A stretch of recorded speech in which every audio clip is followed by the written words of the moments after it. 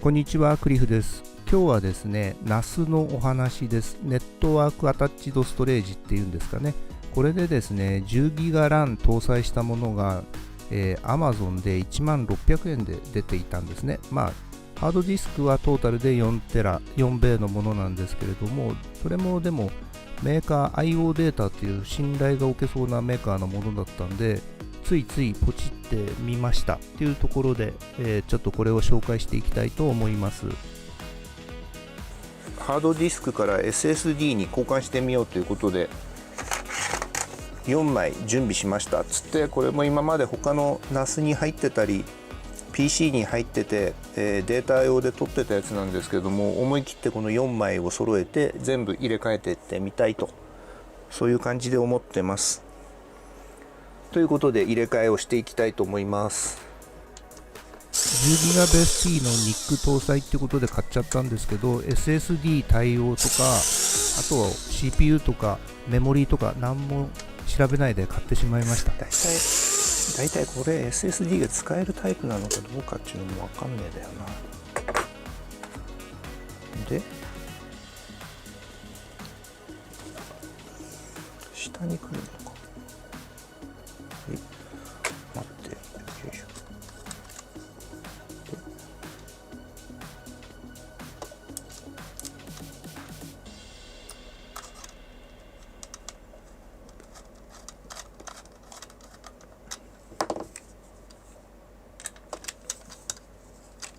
ぴったり。なんかあれだね、ネジ山がおかしいのかもしれないな、これで。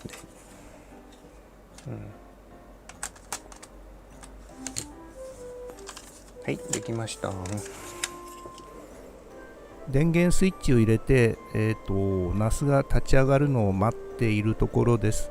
で、下側のグリーンの LED ステータスっていうのが点滅から点灯に変われば OK っていうことみたいです。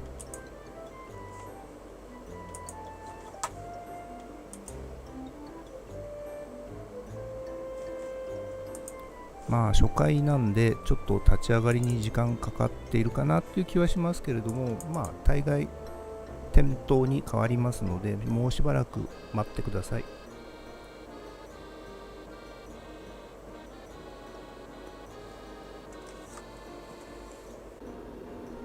この画面は IO データさんオリジナルのフォーマット、拡張ボリュームからRAID 5に変更しているところです。今回の NAS のように1テラのハードディスク4本で、拡張ボリュームにすると2テラ、RAID 5にすると3テラ使用できるようです。とりあえず SMB プロトコル2と3にチェックを入れておきました。1はセキュリティの点からあまり推奨されていないようです。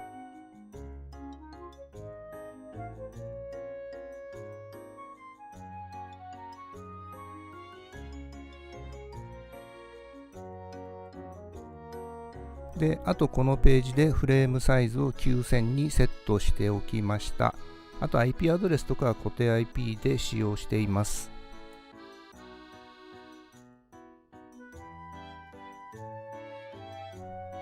クリスタルディスクマークを使用して 1GB のデータを、読み書きしてみました。1GB までだと、早いかなっていう感じがしています。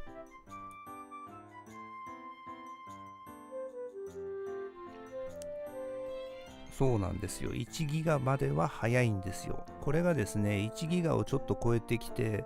2ギガ、4ギガってやっていくとですね、速度が半分以下に落ちちゃうのかな。そんな感じなんで、次の試験テストのところで見てください。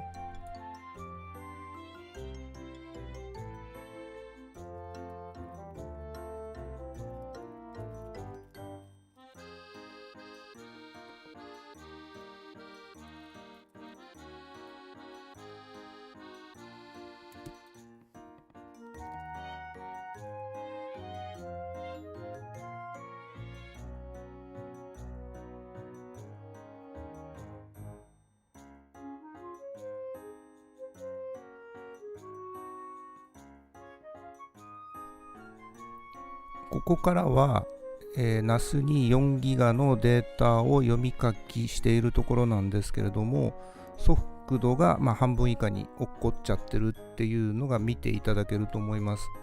これ2ギガでも一緒です。多分 1. 点何ギガとか、とりあえず1ギガを超えるとなんかスピードが落ちるみたいです。なんででしょうね。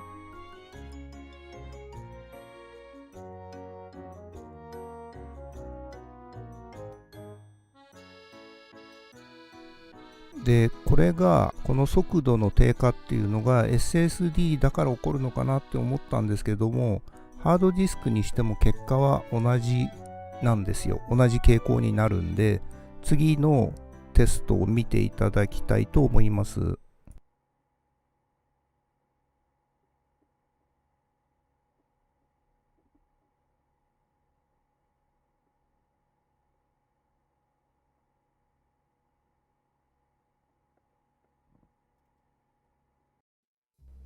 ハードディスクで、1ギガデータを読み書きしたときです。ハードディスクですとこんな感じですかね。でも時々ね、びっくりするようなスピードが出る時があるんで不思議なんですよね。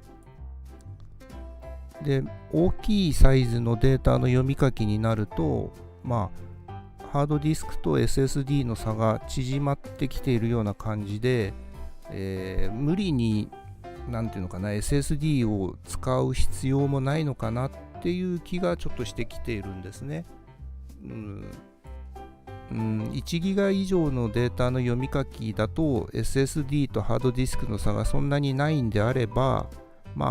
オリジナルのハードディスクをそのまんま使った方がいいんじゃないかなっていうふうに思い始めているところです。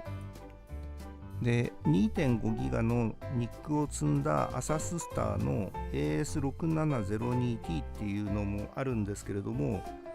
そいつをリンクアグリゲーションっていうモード、LAN ケーブル2本掛けにして使った時どうなるかっていうのをちょっと気になったんでやってみました。これはアサススターさんのホームページで、こんな感じ、見た目は全く一緒です。多分、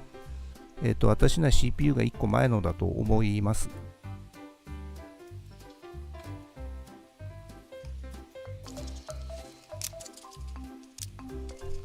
で、ここでリンクアグリゲーションにして、アグリゲーションモードをラウンドロビンっていう、モードにしてテストしてみているところです。このモード、データは非常にいいんですけれども、いろいろちょっと調べてると、データが欠損したりとかぶっ飛んだりするんで、ベンチマークの時にはいいけど、あんまり実用的でないっていうか、推奨はされていないモードのようでした。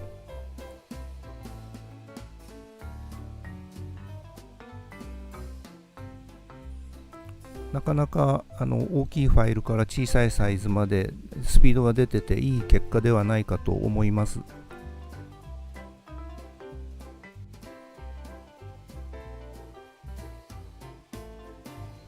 で、こちらがですね、アグリゲーションモードをアダプティブロードバランシングっていうものに切り替えたところです。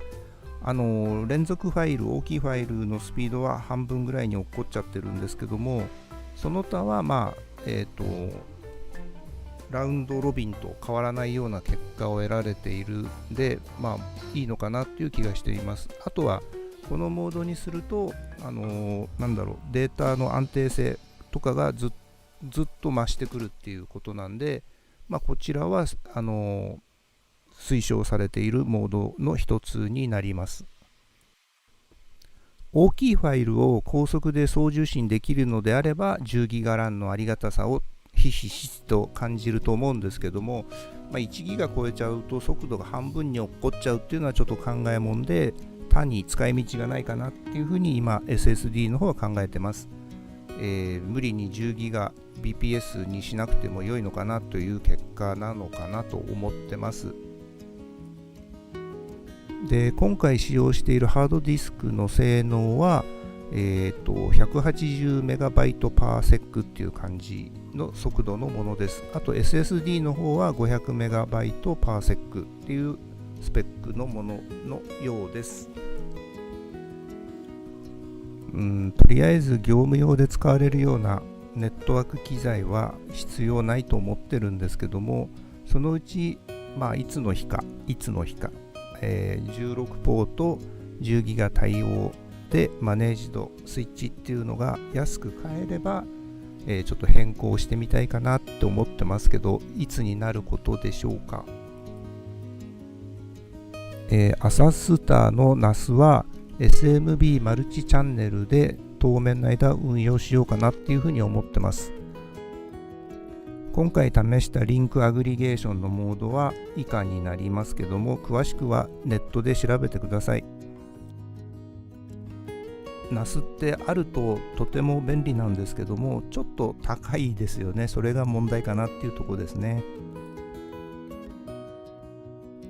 今回の動画はいかがでしたか？10ギガニック搭載モデルが安かったんでついつい手を出しましたけど、良かったというふうに思ってます。